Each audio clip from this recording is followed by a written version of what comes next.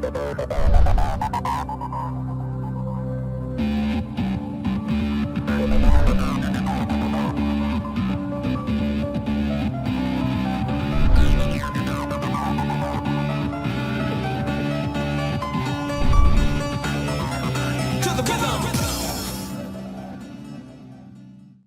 दोस्तों, quality hub India के इस मॉड्यूल में मैं आर्यन विश्वकर्मा आप लोग का बहुत बहुत स्वागत करता हूं। दोस्तों, अगर आप मैन्युफैक्चरिंग इंडस्ट्री में काम कर रहे हैं और आप प्रोडक्ट का मैन्युफैक्चरिंग करते हैं, चाहे आप किसी भी तरह के इंडस्ट्री में काम कर रहे हो, चाहे आप फोर्जिंग कर रहे हो, कास्टिंग कर रहे हो, मशीनिंग कर रहे हो, स्टाम्पिंग कर रहे हो, वेल्डिंग कर रहे हो, तो प्रोडक्ट को मैन्युफैक्चरिंग करने के बाद में उसका इंस्पेक्शन का बहुत इंपॉर्टेंट रोल होता है।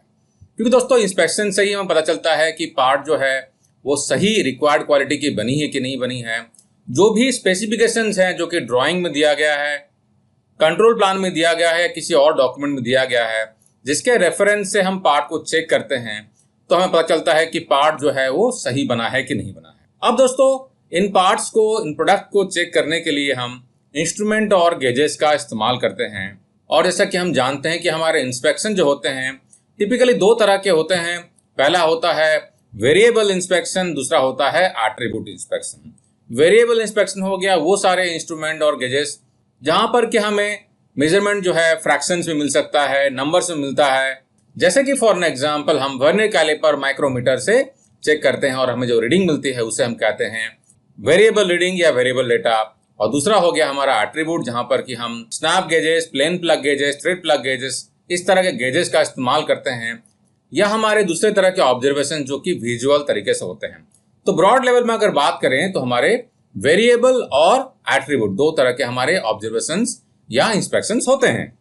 अब दोस्तों, ये जो हमारे वेरिएबल और एट्रीब्यूट के जो हमारे इंस्पेक्शंस होते हैं, इन इंस्पेक्शन को कैरी करने के लिए हम इंस्ट्रूमेंट का इस्तेमाल करते हैं, गेजेस का इस्तेमाल करते हैं। और अगर हम लोग वेरिएबल इंस्ट्रूमेंट्स की अगर बात करें तो उसमें हम काफी सारे इंस्ट्रूमेंट, जैसे कि मैंने अभी एग्जाम्पल दिया, vernier caliper, micrometer, bore dial वगैरह हम इस्तेमाल करते हैं।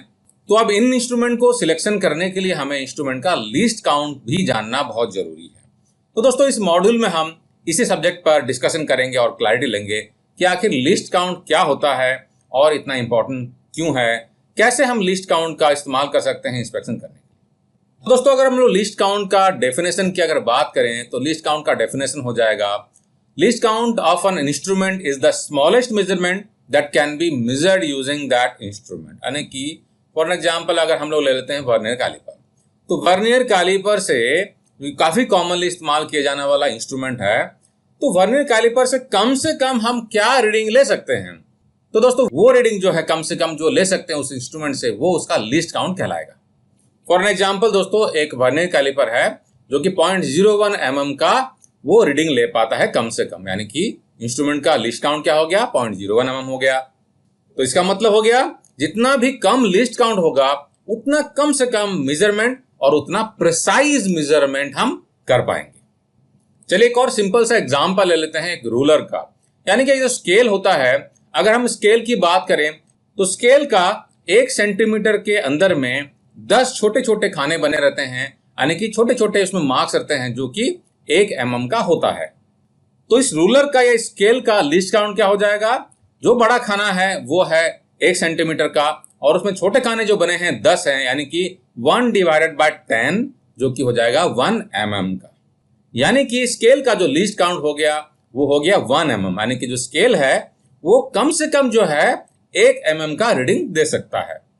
यानी कि अगर आप स्केल से आप रीडिंग लेंगे तो आपका 5 mm, 10 mm, 11 mm, 12 mm, 13 mm इस तरीके से रीडिंग आएगी।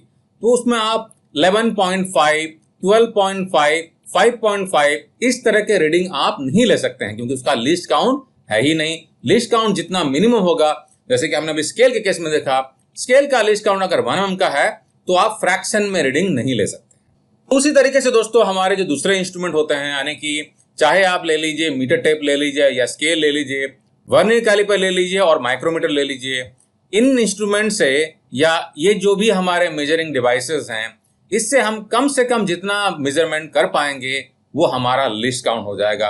आपका मीटर टेप जो है 1 mm का मिनिमम मेजरमेंट कर सकता है, तो इसका जो लिस्ट काउंट है वो आपका 1 mm हो जाएगा।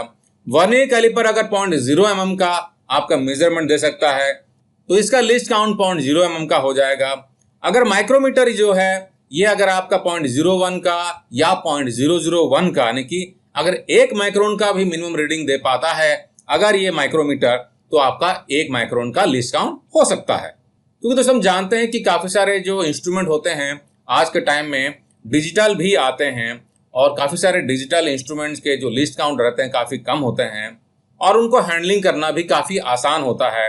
इनफैक्ट आज के टाइम में काफी सारे इंडस्ट्रीज में लोग डिजिटल इंस्ट्रूमेंट्स का ज्यादा इस्तेमाल करने लग गए हैं क्योंकि उसको हैंडलिंग करना आसान होता है। लोगों को ज्यादा ट्रेनिंग देने की जरूरत नहीं पड़ती है क्योंकि बाकी जो मैकेनिकल डिवाइसेस होते हैं, फॉर एग्जांपल अगर आप 1 माइक्रोन का अगर आप माइक्रोमीटर ले लें तो मैंने देखा है काफी सारे अच्छे इंस्पेक्टर जो होते हैं वो इंस्पेक्शन करने में या रीडिंग लेने में गड़बड़ाते हैं, तो चांसेस बहुत रहता है कि उनके रीडिंग में एरर हो। तो इसलिए बहुत सारी जगहों में आज के टाइम में डिजिटल इंस्ट्रूमेंट का इस्तेमाल करने की प्रचलन हो गई है या इस्तेमाल करते हैं क्योंकि काफी कन्वीनियंस है। और जब मार्केट में बहुत ज्यादा फ्लक्चुएशन होता रहता है, मैन पावर की जो स्टेबिलिटी रहती है कंटिन्यूसली होती नहीं है, यानी कि जो आदमी हैं, जो ऑपरेटर्स हैं, काम करने वाले इंस्पेक्टर जो हैं, कंटिन्यूसली अगर बदलते रहते हैं, आ जाए 2 दिन के बाद में काम छोड़ के चले गए, फिर नए लोग आ गए, तो उनको बार बार ट्रेनिंग देना भी काफी हमारे लिए कम्बरसम हो जाता है। इसलिए जो डिजिटल इंस्ट्रूमेंट होता है उनको सिखाने में काफी कम समय लगता है और हैंडलिंग काफी आसान होती है। आइए दोस्तों आगे बढ़ते हैं और अब समझते हैं कि लिस्ट काउंट को जानने के लिए क्या फॉर्मूला का हम इस्तेमाल कर सकते हैं। तो दोस्तों यहाँ पर हम 2 फॉर्मूला देखेंगे जिससे कि आप मेजोरिटी ऑफ जो कॉमन इंस्ट्रूमेंट्स हैं उसके लिस्ट काउंट को आप कैलकुलेट कर सकते हैं। तो दोस्तों वो सारे इंस्ट्रूमेंट जिसमें कि एक सिंगल स्केल होता है, यानी कि उसमें डुअल स्केल का इस्तेमाल नहीं होता है।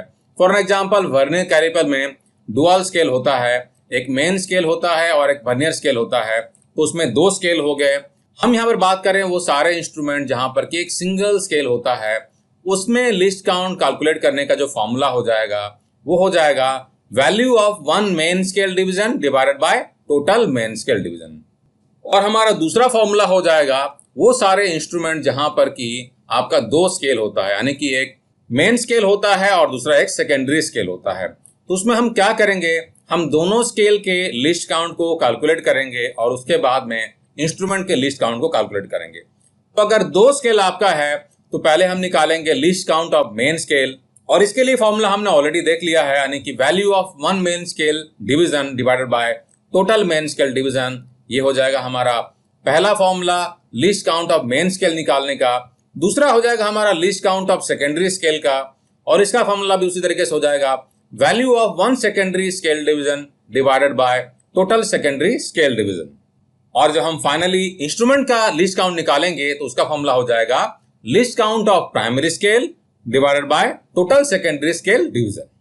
आइए दोस्तों इसे कुछ और एग्जांपल से आगे और समझते हैं।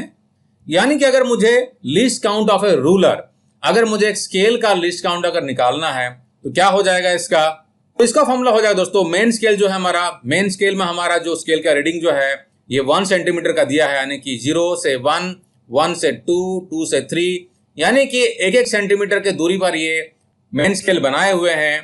तो मेरा मेन स्केल का रीडिंग हो गया 1 सेंटीमीटर, और अगर नंबर ऑफ डिवीजन देखें मेन स्केल में तो ये हो जाएगा हमारा 10। तो इस केस में हमारा जो लिस्ट काउंट बन जाएगा, मेन स्केल रीडिंग हमारा 1 है, यानी कि 1 डिवाइडेड बाय इसमें जो नंबर ऑफ डिवीजन है वो है 10, यानी कि 1 डिवाइडेड बाय 10, जो कि हो जाएगा हमारा 0.1 सेंटीमीटर या 1 mm। आइए दोस्तों एक और एग्जांपल ले लेते हैं, और यहां पर हम एग्जांपल लेते हैं एक मैकेनिकल वर्नियर कैलिपर का लिस्ट काउंट कैलकुलेट करने के लिए। तो दोस्तों हम जानते हैं कि आज के टाइम में मैकेनिकल के अलावा डिजिटल वर्नियर कैलिपर का भी इस्तेमाल किया जाता है। हम यहाँ पर जो एग्जांपल ले रहे हैं वो है मैकेनिकल वर्नियर कैलिपर का। तो यहाँ पर हमारा फॉर्मूला हो जाए दोस्तों, चूंकि इस केस में हमारा 2 स्केल है, एक हमारा मेन स्केल है और दूसरा है वर्नियर स्केल, तो यहाँ पर हमारा least count of vernier caliper हो जाएगा smallest reading on main scale divided by number of division on vernier scale.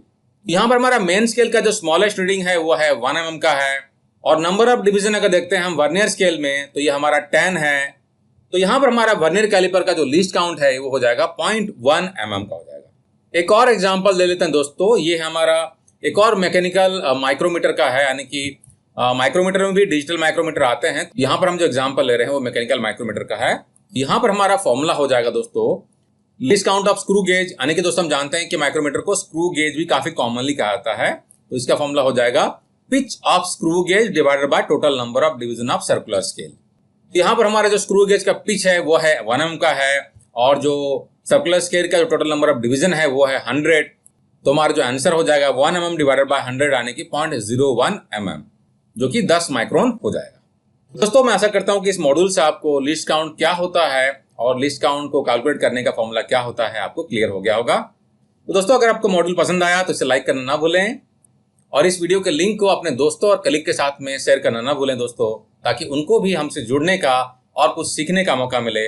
और हाँ दोस्तों, अपने कैरियर को और नई ऊंचाई में लेके जाने के लिए आप हमारी कंसल्टेंसी सर्विसेज का अपने ऑर्गेनाइजेशन के लिए या हमारे ऑनलाइन ट्रेनिंग कम सर्टिफिकेशन प्रोग्राम का बेनिफिट उठा सकते हैं। इसके लिए आप हमारे पोर्टल को जरूर विजिट करें दोस्तों। तो हमारे साथ बने रहने के लिए और हमारे साथ देने के लिए दोस्तों बहुत बहुत धन्यवाद। टेक केयर दोस्तों, जय हिंद।